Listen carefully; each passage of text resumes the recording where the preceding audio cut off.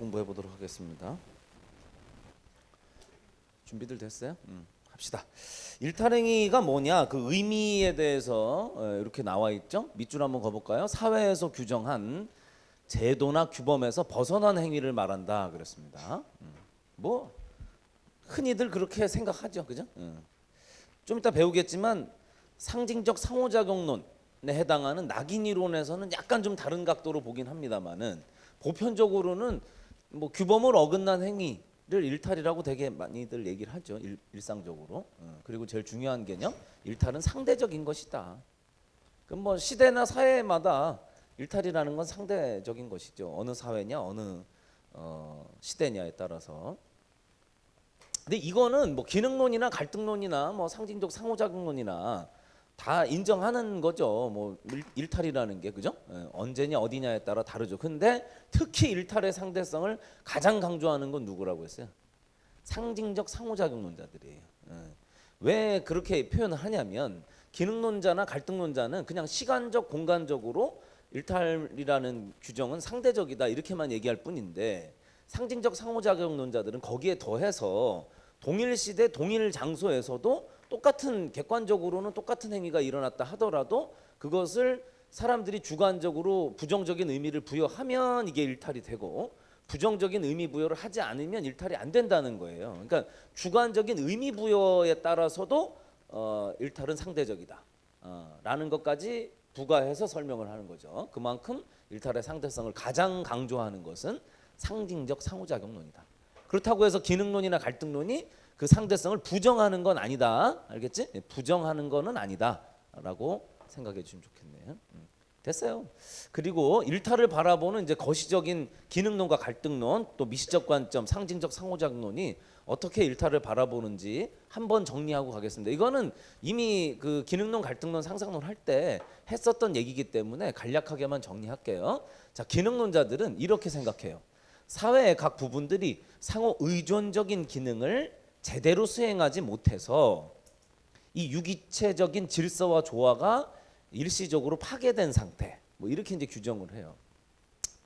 그러니까 뭐 의존과 협력과 뭐 유기체적 관계가 본질 아닙니까? 기능론자가 볼 때 사회라는 것이. 근데 이제 그 의존적 기능이 일시적으로 깨지는 때도 있다. 뭐 그래서 질서와 조화가 깨진 거네. 그러니까 굉장히 그 사회 문제를 병리적인 현상, 그러니까 건강한 유기체에 병이 든 거죠. 나쁜 거지. 다만 그것은 그들의 희망사항인지 모르겠지만 일시적인 것이다. 그러니까 이건 일시적인 병리적 현상이다. 이렇게 이제 생각을 하는 거죠. 얼마든지 유기체적인 질서와 조화를 회복할 수 있고 회복해야 한다. 뭘 통해서? 사람들의 의식개혁, 다른 말로 재사회화 시킨다, 도덕교육 시킨다, 뭐 이렇게 표현하기도 하고, 또 제도 개선, 규범을 정비한다, 뭐 통제력을 회복하고 강화한다, 뭐 이렇게 표현하기도 하는데, 뭐 이런 그 조치들을 통해서 얼마든지 이 일시적인 병리적 상태를 벗어날 수 있다. 뭐 이렇게 이제 생각하는 거예요, 기능론자들은.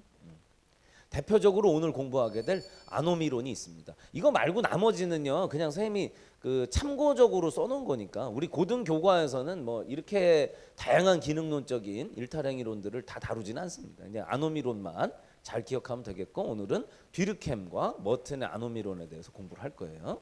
이 정도 알아두시면 되겠고. 자, 갈등론자들은 뭐 이미 아시겠지만 현재의 그 이 시스템, 사회 체제를 가치의 불공평한 분배 시스템이다.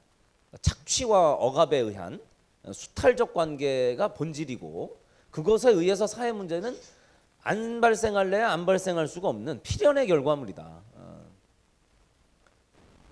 그러니까 기능론자들은 정상적인 의존적 관계만 잘 유지된다면 이런 사회 문제는 없어질 수 있다. 이렇게 이제 믿는 거라면, 갈등론자들은 이 시스템 자체가 부정의하고 불평등한, 불공정한 분배 체계로 이루어져 있기 때문에 투쟁과 갈등을 내포할 수밖에 없고, 그로 인해서 당연히 사회 문제나 일탈은 발생할 수밖에 없다. 이건 필연의 결과물이다. 이렇게 생각하는 거죠. 그러니까 일시적인 병리적 현상이라고 생각하지 않는다는 거예요.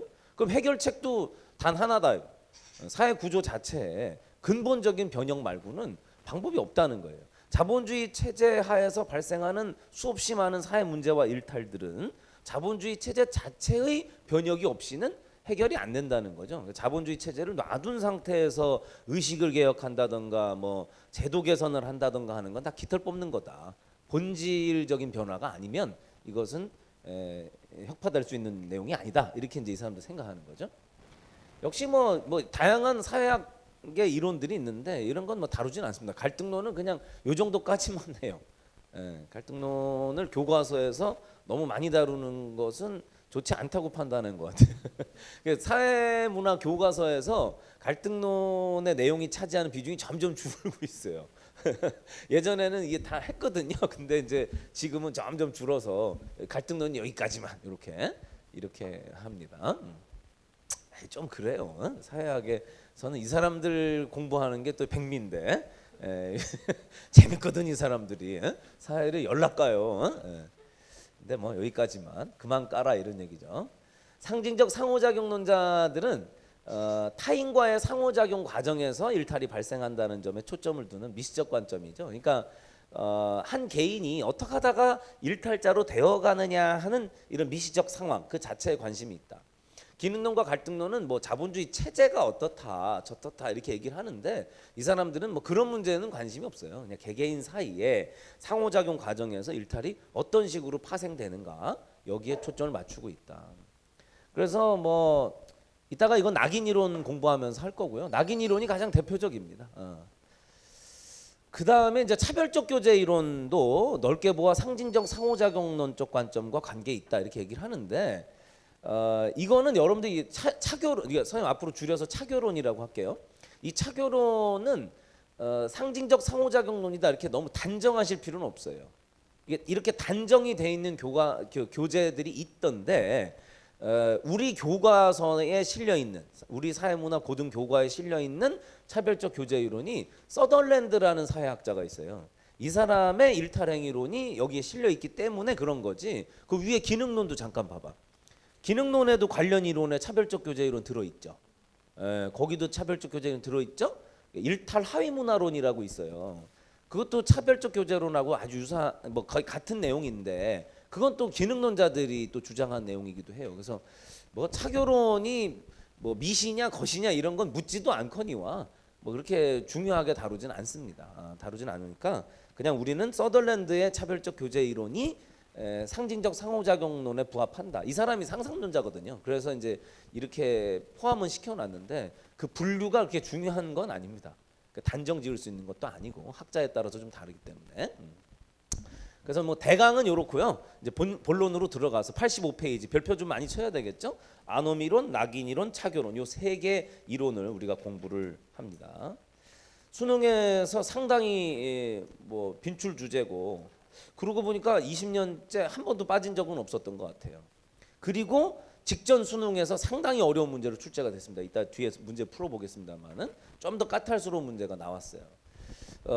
디르켐이 있고 머튼이 있습니다. 이 두 사람의 아노미론을 우리가 공부를 할 건데 그 기존까지는 디르켐과 머튼을 구별해야 되는 문제는 나오지 않았었어요.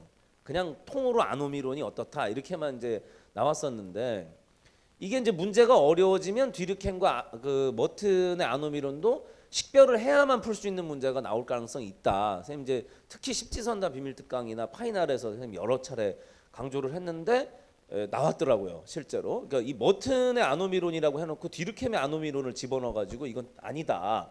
이런 식의 문제가 출제가 됐습니다. 그래서 앞으로는 좀 더 까다롭게 나올 가능성이 있어요. 잘 구별해서 봐야 되겠는데.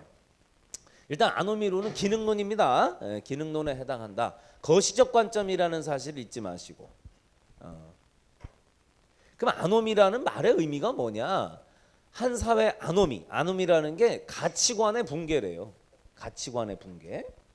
이것 때문에 일탈이 발생한다는 이론이 아노미론인데 아노미를 니네가 정말 이해하기 쉽게 요즘 말로 하자면 집단 멘붕입니다. 멘붕. 거의 동의어라고 보시면 돼. 정말 아노미를 제대로 설명한 말이 아닐 수가 없어요. 멘붕. 집단 멘붕. 니네도 이제 소위 좀 공부 좀 배운 사람이잖아. 어디 가서 아우 나 완전 멘붕이야 응? 예, 그러지 말고 나 요즘 완전 아노미 상태잖아. 이렇게 해줘야 사람들이 아노미가 뭐야? 어허 이 무식한 놈이야. 아노미가 임마 다 이런 거야. 촥 이렇게 해줘야 사람들이 깜짝 놀래죠. 이 새끼 배운 놈이구나 이렇게. 앞으로는 그렇게 얘기를 해요. 예. 요즘 나 완전 지휘부리치 상태잖아. 이렇게 그럼 사람들이 티를 좀 내줘야 돼. 자, 아노미가 뭐라고? 집단 멘붕이라고. 우리가 멘탈이 나갔다고 하잖아요. 이 사람들이 미시적 관점이 아니라 거시적 관점이라고 했어요. 그러니까 이건 한 개인의 멘탈 붕괴 상황을 말하는 게 아니라 그 사회가 전반적으로 멘탈이 나간 사회가 됐다고. 그거를 아노미 상태에 빠졌다고 하는 거야. 응? 우리말로 하면 가치관의 혼란, 가치관의 붕괴지. 그럼 가치관이 뭐냐? 옳고 그름을 판별하는 능력이 날라갔다고. 이 집단이 뭐가 옳은 건지 뭐가 그른 건지를 분명히 하는 능력을 상실했다 이거예요. 그 우리가 아노미 상태에 빠졌다 그래. 근데 이제 우리 지금 일탈에 대해서 얘기하고 있지만 비슷한 사례가 있다면 예를 들면 막 자연재해 같은 거 있잖아. 막 무슨 지진이 나거나 막 뭐 이렇게 되잖아. 그래갖고 막 뭐 건물이 무너지고 막 이러잖아. 그러면 막 거기서 막 유혈 사태가 나고 막 그러잖아. 사람들이 막 폭력배로 변해가 멀쩡하던 사람들이 막 가서 막 유리창 깨고 들어가서 물건 훔치고 막 총 쏘고 막 이러지 않습니까? 미국 같은 데서 가끔씩 보여지는 장면인데 그게 한두 사람이 아니라 그 마을 전체가 그렇게 돼버리는 거죠. 이런 게 이제 그 극단적인 아노미 상태라고 볼 수 있어요. 사람들이 뭐 옳고 그름 따위를 완전히 상실하게 되는 거죠. 그럼 이 아노미 상태가 왜 오는 것이냐? 여기에 대해서 이제 뒤르켐이 처음에 먼저 얘기를 했죠. 미리 말씀드리지만 이 뒤르켐과 머튼의 아노미로는 서로 뭐 배타적이라기보다는 머튼이 말하자면 뒤르켐보다 요즘 사람이야. 뒤르켐 아저씨는 굉장히 옛날 사람이거든. 이 사람이. 근데 이 사람 처음에 이제 아노미를 이렇게 규정을 했고 나서 그 다음에 이제 머튼이 그 뒤르켐의 아노미를 부정한 게 아니고 그거를 좀 더 뭐라고 해야 되나? 좀 넓은 의미, 좀 더 수정 보완한 개념으로서 이제 아노미를 좀 정비를 해서 개념화 시켰다고 볼 수가 있겠죠. 이 뒤르켐은 뭐라고 생각했느냐? 아노미가 왜 오냐? 핵심은 이거야. 너무 사회가 빨리 변해서 이게 이제 핵심이에요. 역시 꼴수 기능론자답습니다. 뒤르켐과 머튼은 정말 지독한 기능론자예요. 뭐 내가 볼 때는 거의 뭐 보수의 끝이야 이 사람들이. 이 뒤르켐은 사회가 너무 빨리 변하면 안 된다고 생각하는 거예요. 사회가 천천히 변하거나 잘 안정돼야 되는데 너무 급격히 변하면 여기서부터 이제 문제가 생긴다. 너무 사회가 빨리 변하면 그로 인해 기존의 지배적 규모, 이 사회를 통제하고 있던 규범이 있을 거 아닙니까? 그 규범들이 통제력을 상실하게 되는 거예요. 너무 세상이 빨리 변해가지고 과거의 규범으로 통제 불가능한 현상들이 생겨난 거죠. 이렇게 되면서 새로운 규범은 아직도 미처 마련이 안 되고 그러니까 천천히 변해야 그 변화한 사회를 통제할 수 있는 규범들을 만들어가면서 이거를 할 거 아니에요. 그죠? 근데 미처 규범이 또 만들어지진 또 않았어. 그럼 규범의 공백 상태가 벌어진단 말이에요. 응? 예. 요것이 아노미의 원인이라고 보는 거지. 안 돼, 안 돼. 시작부터 졸려고 해만 정신 차려. 안 돼. 정신 차려. 이해가 돼요? 너무 급격한 변동으로 인해서 기존의 규범이 통제력을 상실하고 변화한 사회를 통제해 줄 수 있는 새로운 규범은 또 미처 마련이 안 되고 요 일시적인 공백 상태. 역시 기능론자답습니다. 일시성, 병리성, 부정성을 강조하고 있어요. 일탈이라는 개념에 대해서. 이 규범이라는 게 통제력을 잃으면 사람들이 어떻게 되냐? 이 규범이라는 게 결국 뭡니까? 사람들이 무엇이 옳은지 그른지를 판별하는 객관적인 옳고 그름의 판별 기준 아닙니까? 그죠? 여기다 조금만 더 부차적으로 써주면 가치 판단의 객관적 기준 이렇게 쓰는 게 좀 더 정확하겠습니다. 가치 판단의 객관적 기준. 노릇을 해주는 게 규범이잖아.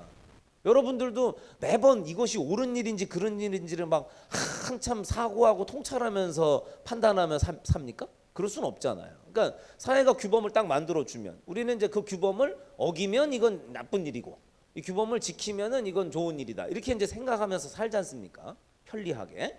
이 규범이 바로 그런 역할을 해주는데 규범이 갑작스럽게 없어진 거야. 그럼 사람들이 어씨 이거 뭐가 옳은 거지? 뭐가 그런 거지? 판별을 못 하는 거죠. 통제가 안 되는 거죠. 응? 파란불이 켜 있으면 건너면 되고 빨간불이 켜 있으면 건너면 안 되고 이래 하는데 갑자기 신호등이 막 마탱이 가가지고 막 주황색 불빛이 막 깜빡깜빡 이러고 있어. 그러면 어이씨 이거 건너는 거야 마는 거야 이렇게 되는 거지. 뭐가 옳은 거요? 이렇게 되는 거야. 그지? 사회가 너무 빨리 변해가지고 예를 들면 완전 자율주행 자동차가 나왔어. 지금 기술 발전 속도는 굉장히 빠르죠, 그죠? 그런데 만약에 지금은 이제 그게 규범이 마련이 안 돼 있기 때문에 상용화가 지금 안 되고 있지만 만약에 이제 규범도 제대로 마련 안 된 상태에서 냅다 그냥 상용화를 했다. 그러면 아비규환 될 거예요. 예를 들면 자율주행 자동차를 타고 운전자는 뒤에서 신문을 보면서 커피 한 잔 때리면서 가고 있었다 이거예요. 근데 이 자율주행 자동차가 사고를 냈어. 인명사고를. 길 가던 어느 애 치였네. 사망사고가 난 거지. 그지? 이러면 대체 누가 어디까지 얼만큼을 책임져야 되냐? 이런 문제가 생기는 거예요. 그죠? 차주가 이 차의 소유주인데 이 사람의 민사상 손해배상 책임이 발생하는가? 형사상 책임은 어디까지 질 수 있는가? 아니면 제조사가 이 책임을 져야 하는가? 또는 교통 시스템을 운영하는 도로교통 당국이 어디까지 책임을 져야 하는가? 온갖 문제들이 생긴다고요. 여기서 누가 잘못을 한 거며 누가 뭐 옳은 행위를 얼만큼 한 것인지를 판별할 수가 없어요, 사람들이. 그래서 이 규범이 마련이 안 돼 있는 상태는 가치 판단을 하기 어려운 상태다. 이해됐어요? 듀리캠은 규범의 부재의 원인을 어디서 찾았다? 급격한 사회 변동에서 찾았다. 이해됐어요? 너무 사회가 빨리 변한다. 규범이 일시적으로 부재하거나 과거의 규범과 현재의 규범 사이에서 어떤 걸 준수해야 될지 사람들이 혼란스러워한다든가 이런 그 규범의 공백 상태 때문에 가치관의 혼란, 즉 아노미가 발생하고 이 아노미가 일탈의 직접적인 원인이다. 이 사람 이렇게 설명을 한 거죠. 그럼 듀리캠이 말하는 해결책 뻔하겠네 그러면. 여기다 뭐 쓰진 않았지만 사회가 어때야 돼? 천천히 변해야 된다. 또 기왕 빨리 변하면 빨리 뭘 마련해야 돼? 규범을 정비해야 된다. 뭐 이런 얘기겠죠. 법과 제도를 잘 정비합시다. 보통 꼰대 같은 얘기가 아니에요. 그러니까 규범과 제도를 잘 정비해야 된다. 뭐 기능론답습니다. 어딜 봐도 기능론이에요. 이 사람은 이 시스템 자체의 근본적 변혁을 주장하고 있는 게 아닙니다. 전혀. 아시겠죠? 이 체제 자체의 질서와 조화를 유지하기를 강하게 원하고 있다. 이렇게 볼 수 있겠죠. 이해가 됐어요? 자, 봐봐. 그럼 앞에 봐. 머튼은 그러면 이걸 부정한 거냐? 부정한 건 아니고요. 좀 더 넓은 의미로 각색을 했다고 할 수 있지. 머튼이 이렇게 보니까 있잖아. 규범을 뒤르켐 아저씨가 말한 대로 법과 제도를 잘 정비하면 아노미가 안 벌어질 줄 알았는데 그렇지 않더라는 거예요. 규범을 아무리 정비를 해줘도 그 사회 구성원들이 공통적으로 추구하려는 목표를 우리가 문화적 목표라고 해요. 문화적 목표. 야, 여기 문화적 목표에다 동그라미 쳐라. 그냥 목표 이런 데다 동그라미 치지 말고.